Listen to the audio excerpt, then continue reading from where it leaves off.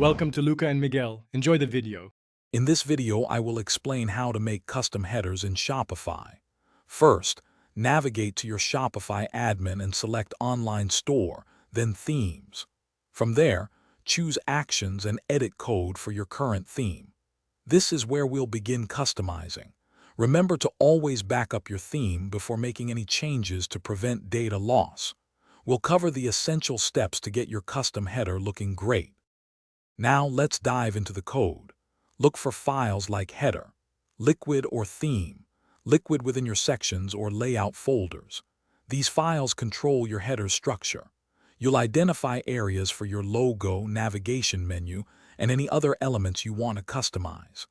We'll focus on making small, impactful changes using CSS to adjust colors, fonts, and spacing, giving your header a fresh look. Next, we'll integrate your custom elements. Upload your new logo or background images directly through the Files section in your Shopify admin. Then, link these assets within your header, liquid file. You can also add custom links, such as social media icons or unique calls to action, by inserting appropriate HTML.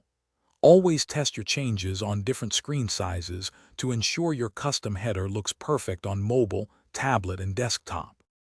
Finally, let's explore some advanced customization options.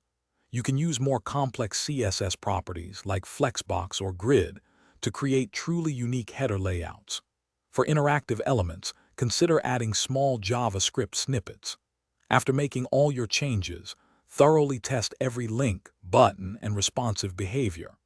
Preview your store extensively to ensure your custom header functions flawlessly and enhances your brand's online presence. Thanks for watching and please subscribe. It's the best investment you'll ever make.